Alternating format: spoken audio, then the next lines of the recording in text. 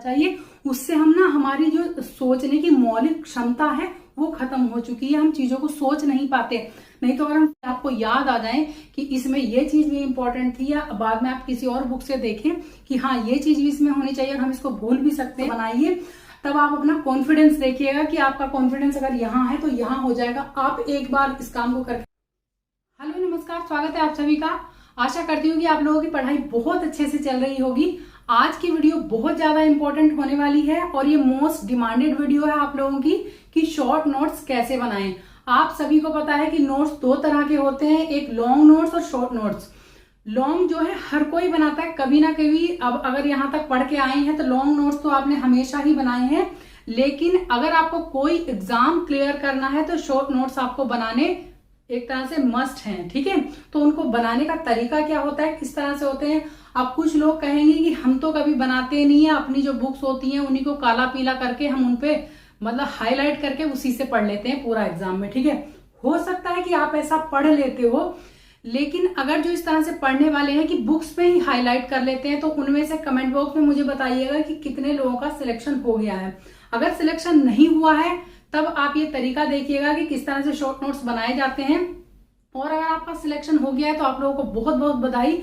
आप उन रेयरेस्ट लोगों में से एक हैं जो कि 0.1111 मतलब 0.1 नहीं 0.0001% होते होंगे मुश्किल से, जो रेयरेस्ट लोग हैं जिनका कि बिना शॉर्ट नोट्स बनाए सिलेक्शन हो जाता है किसी भी गवर्नमेंट एग्जाम में। ठीक है, तो अब आप देखिए किस तरह से नोट्स बनते हैं, कमेंट जरूर कीजिएगा। जिसका भी सिलेक्शन हो गया है बिना शॉर्ट नोट्स बनाए तो उनको बहुत बहुत बधाई है। तो आप देखिए हम तरीका देखेंगे शॉर्ट नोट्स कैसे बनाएं, कितने तरीके होते हैं, किस तरह से हम बनाएंगे। ठीक है, किसी भी चीज में तीन चीजें इंपॉर्टेंट होती है। क्या होती है, क्या बनाना है, ये तो हमें पता है। शॉर्ट नोट्स बनाने हैं, क्यों बनाने हैं और कैसे बनाने हैं, या मतलब कि रूल जो होते हैं उन चीजों के, वो व्हाट, व्हाई एंड हाउ, ये तीनों चीजें मोस्ट इंपॉर्टेंट होती है किसी भी चीज के लिए। इन्हीं चीजों में हम शॉर्ट नोट्स पे बात करेंगे। पहले हमें पता है क्या है शॉर्ट नोट्स बनाने। शॉर्ट नोट्स आपको पता है कि गागर में सागर भरने की प्रक्रिया है। मतलब एक तरह से हमने जब इतना सारा पढ़ लिया है, 4, 5 या 6, 7, मैं हमेशा इस फेवर में रहती हूँ कि आप केवल कम से कम बुक्स रखें। ठीक है, लेकिन उन कम से कम बुक्स में भी 4 से 5 बुक्स हो ही जाती है, कितना भी कम से कम आप लीजिए।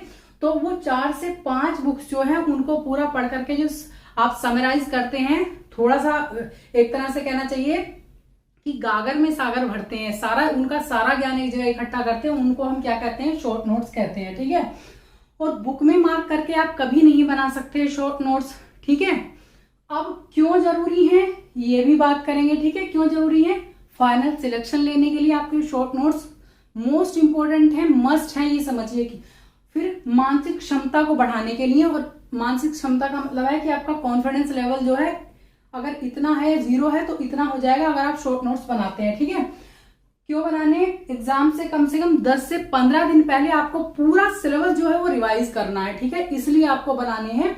और जितनी भी इंपॉर्टेंट चीजें हैं उसमें है या मोस्ट इंपॉर्टेंट है और आपको लग रहा है कि आप उनको भूल जाएंगे या भूल सकते हैं, तो उनको एक जगह लिखने को हम क्यों मतलब इसलिए बनाते हैं कि उनको भूल ना जाए। ठीक है, इसलिए बनाते हैं।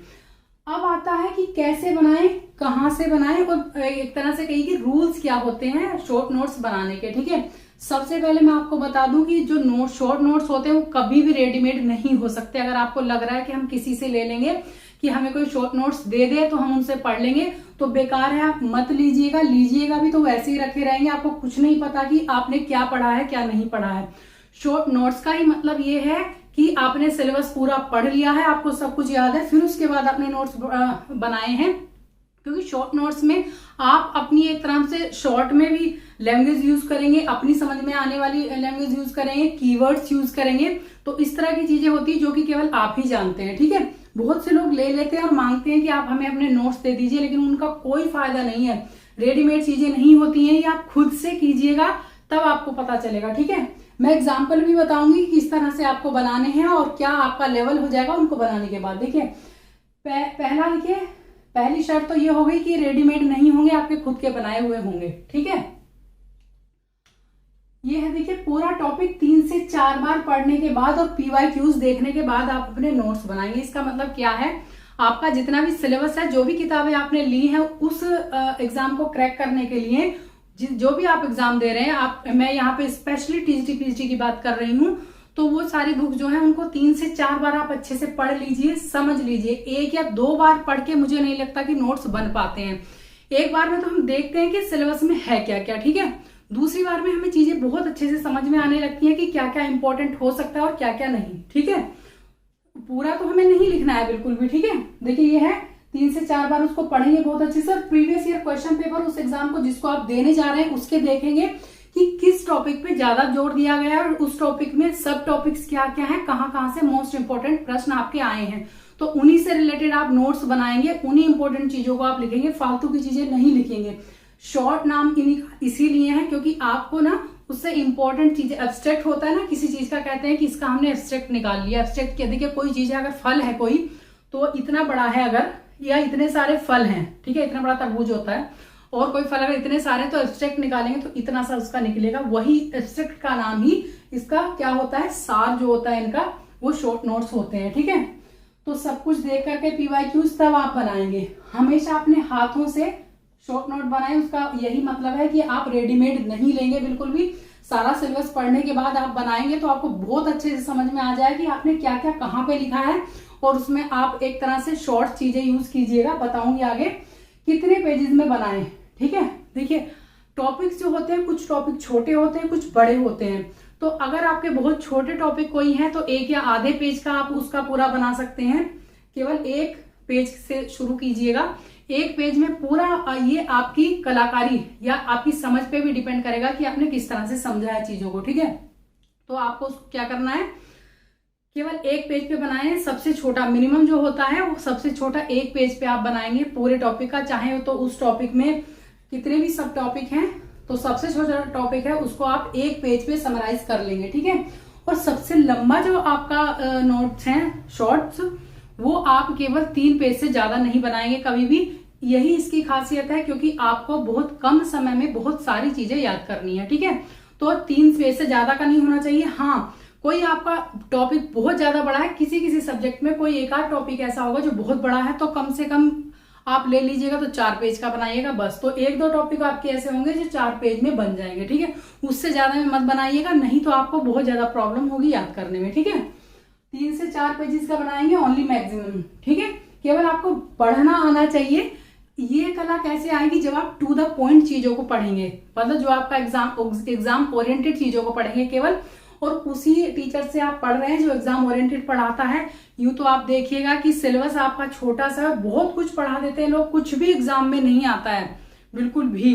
तो वही आपको सीखना है, टू द पॉइंट पढ़ेंगे, एग्जाम ओरिएंटेड पढ़ेंगे और उसी के नोट्स बनाएंगे, तभी आप 1 से लेकर के 3 पेज में उसको समेट सकते हैं, ठीक है।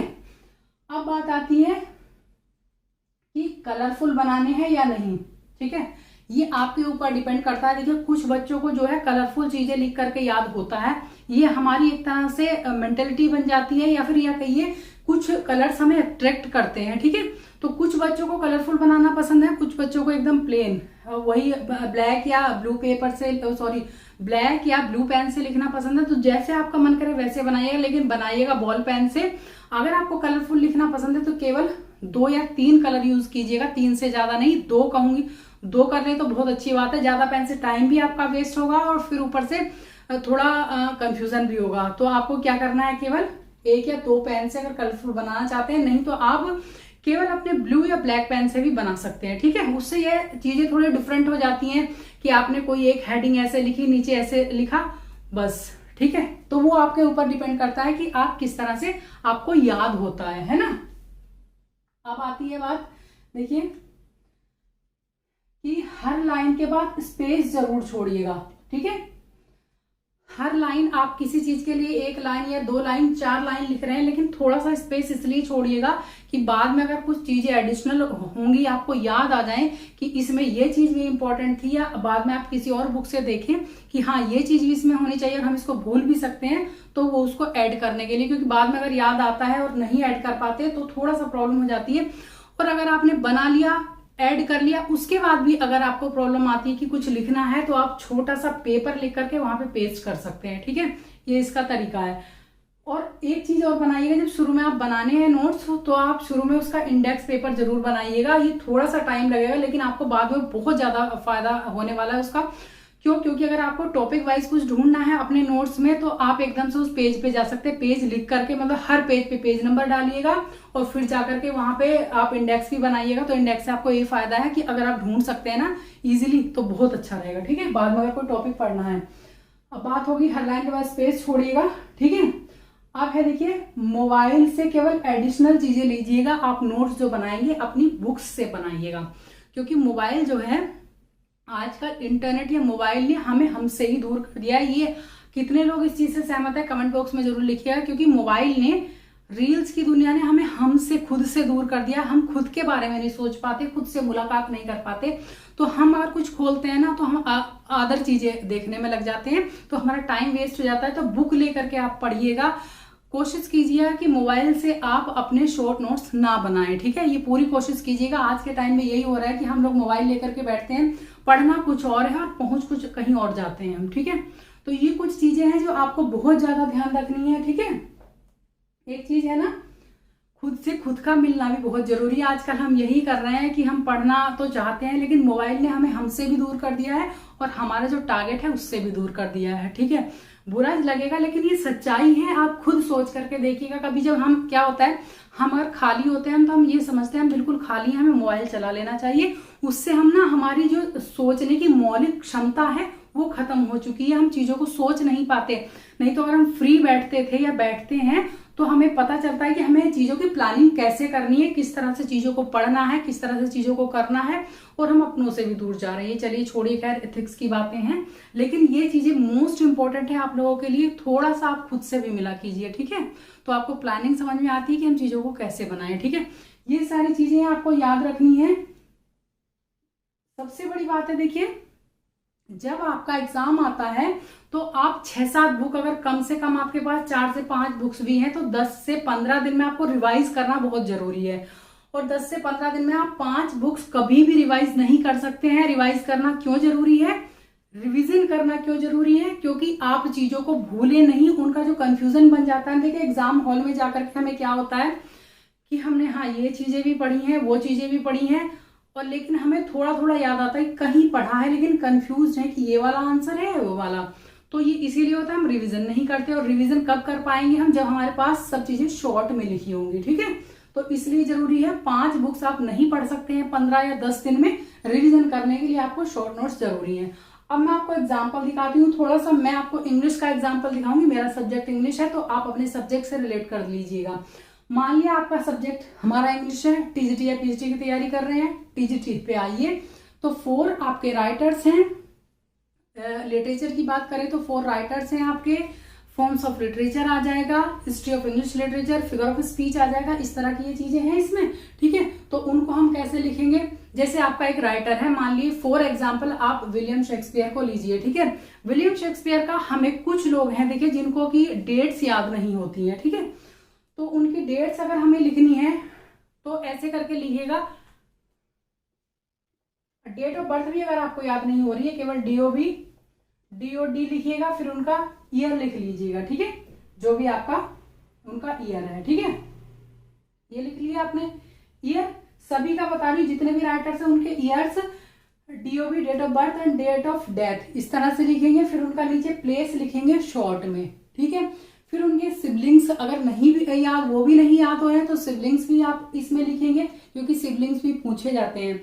फिर आती है उनका मतलब जो बायोग्राफी है, बायोग्राफी में सब चीजें हमने शॉर्ट में लिख ली। इस तरह से शॉर्ट में लिखना इसलिए क्योंकि हम समझते हैं कि हम क्या चीजें शॉर्ट में समझ रहे हैं। इसीलिए शॉर्ट नोट्स खुद से बनाने होते हैं, क्योंकि हम जानते हैं कि हमने किस चीज को किस फॉर्म में लिखा है या कितने हमने लेटर्स में उसको लिखा है। ठीक है, यहाँ पे लिख लिया। इनकी पूरी बायोग्राफी हमने इसी तरह से लिख ली। इनकी वाइफ कौन थी, बच्चे कौन थे, कितने बच्चे थे, और इनके कौन से बच्चे। कभी कभी आता कि इनके बेटे की डेथ कब हुई थी, एट द एज ऑफ 11 में इनके बेटे की डेथ हो गई थी। इस तरह से, ठीक है, इस तरह से चीजें लिख ली। फिर उसके बाद आती है जो इनकी रचनाएं हैं। ठीक है, उनको हम लिखेंगे। अगर आपको नहीं भी याद होती तो किस तरह से लिखेंगे कि फर्स्ट फोलियो इनका कब आया था, सेकंड फोलियो कब आया था। फर्स्ट फोलियो को FF लिख लीजिए वो मैं आपको अपनी उसमें बता रही हूँ, आप किस तरह से समझते हैं उस तरह से लिखिए। फर्स्ट फोलियो में जो जो चीजें आई हैं उनको लिखिए, उनके लिए आप कोड वर्ड बनाइए अपने। अगर नहीं आते हैं तो मैं आगे आपको तैयारी कराऊंगी, उसमें बता दूंगी कि किस ऐसे फर्स्ट फोलियो में कौन कौन से इनके प्लेस थे, उनको लिखेंगे आगे। फिर उसके बाद उनकी डेट्स लिखेंगे, dates of composition, dates of publication and फिर उसके बाद सेकंड फोलियो में कौन कौन से थे और कौन कौन से नहीं थे, ये भी आपको याद होने चाहिए। नहीं थे उनके लिए भी आप कोड वर्ड आगे बना दीजिए, ठीक है। ये चीजें हो गई।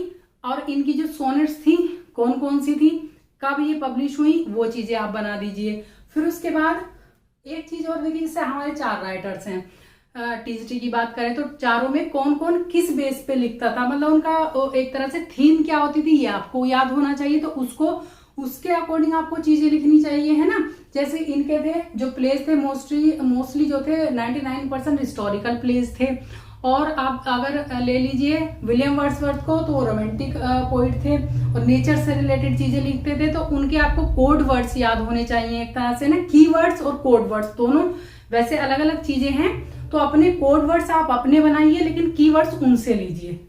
समझ रहे हैं चीजों को, मतलब कोड वर्ड्स अपने बनाने हैं और की वर्ड्स इनकी रचनाओं से लेने हैं, ठीक है। वो रोमांटिक पोइट थे विलियम वर्ड्सवर्थ और नेचर के ऊपर ज्यादा लिखते थे। अब मिल्टन की बात कहें तो मिल्टन का आपको पता है पैराडाइज लोस्ट, पैराडाइज रीगेन, इस तरह की चीजें, वो एथिक्स पे चीजें लिखा करते थे, स्पिरिचुअल चीजें उनकी थी। अब आप ले लीजिए कि जो और चीजें हैं आपकी, जैसे हिस्ट्री है इसकी, उसमें ज्यादा क्वेश्चंस नहीं आते हैं, लेकिन जो मेन केवल जो मैंने बताया आपको कि एग्जाम ओरिएंटेड पढ़िए, टू द पॉइंट पढ़िए, वही चीजें आप नोट कीजिए जो कि आई हुई है पीछे, ठीक है। तो इस तरह से आपको बनाने हैं। और अब बात आती है आपकी ग्रामर की। तो ग्रामर में आपको शॉर्ट नोट्स कैसे बनाने हैं, देखिए ग्रामर में आपको रूल्स जो है रूल्स याद होने चाहिए। कुछ रूल्स अगर आपको नहीं याद होते हैं उनको नोट कर लीजिए, बार बार अगर आप रिवीजन करेंगे तो आप नहीं भूलेंगे, ठीक है। अब उसमें क्या है, वो आपको बार बार पढ़नी पड़ेगी, रिवीजन करना पड़ेगा। और आपके जैसे वोकेबलरी है, वोकेबलरी में आपको रोज रिवीजन करना पड़ेगा, 6 से 7, फिर 10 से 11, 15 से 20 वर्ड्स आप रोज आराम से रिवाइज कर सकते हैं। आज पढ़े तो कल को फिर उनको रिवाइज कीजिए और नोट कर लिए। जो आपको बिल्कुल ऐसा लग रहा है कि नहीं याद हो पाएगा, उसको ना अपने कोड वर्ड्स के साथ आप रट लीजिए, लिख लीजिए, चीजें उनसे रिलेट करके देखिए, तब आपको सब चीजें याद हो जाएंगी, ठीक है। तो शॉर्ट नोट्स इस तरह से आप लोगों को बनाने, वैसे बहुत बड़ा विषय है ये, थोड़ी सी वीडियो लंबी हो जाएगी। इतने में आई होप आप लोगों को चीजें समझ में आ गई होंगी। तो आपको क्या करना है, देखिए 4 से 5 बुक्स आप नहीं पढ़ सकते 10 से 15 दिन में। तो आपको रिवीजन के लिए, फाइनल रिवीजन के लिए आपको नोट्स बनाने बहुत जरूरी हैं, ठीक है। ये आपके कॉन्फिडेंस लेवल को बहुत ज्यादा बढ़ा देते हैं। अगर आपको मेरी बात पे विश्वास नहीं है तो एक कोई भी जो टॉपिक है आपका, सबसे बड़ा या सबसे छोटा टॉपिक आप उठा लीजिए, उसको 3 से 4 बार पढ़िए अच्छे से, उसके प्रीवियस ईयर क्वेश्चन पेपर देखिए, फिर उसके बाद आप अपने शॉर्ट नोट्स बनाइए। तब आप अपना कॉन्फिडेंस देखिएगा कि आपका कॉन्फिडेंस अगर यहाँ है तो यहाँ हो जाएगा। आप एक बार इस काम को करके देख लीजिए, फिर आप ये कहिएगा कि हाँ शॉर्ट नोट्स जरूरी होते हैं और बहुत जरूरी, क्योंकि जब आप शॉर्ट नोट्स उस टॉपिक के बनाएंगे, केवल एक की मैं बात कर रही हूँ, एक टॉपिक का बना लीजिए, तो फिर आपको आदत हो जाएगी। आपका कॉन्फिडेंस लेवल बहुत ज्यादा, अगर आपका 1% है तो 100 गुना आपका बढ़ जाएगा, ठीक है। तो आप बना करके देखिए, आपको पता अच्छा ऐसे लगेगा कि हाँ ये जो टॉपिक से प्रश्न आए हैं प्रीवियस ईयर में, वो मेरे ही लिए पेपर बना है, ठीक है। तो आप जरूर बनाएंगे अगर आपको फाइनल सिलेक्शन लेना है। शॉर्ट नोट्स आर मस्ट, किसके लिए, आपकी फाइनल सिलेक्शन के लिए। लेकिन आपको करना क्या है, टू द पॉइंट बनाएंगे, एग्जाम ओरिएंटेड बनाएंगे और 1 से लेकर के 3 पेजेस में आप समेट लेंगे जितने भी टॉपिक्स या सब टॉपिक्स हैं, ठीक है। तो आई होप आप लोगों को ये वीडियो अच्छी लगी होगी। अच्छी लगी हो तो लाइक शेयर सब्सक्राइब जरूर कर दीजिएगा, और बच्चों के भी काम आ जाए तो शेयर भी जरूर कर दीजिएगा।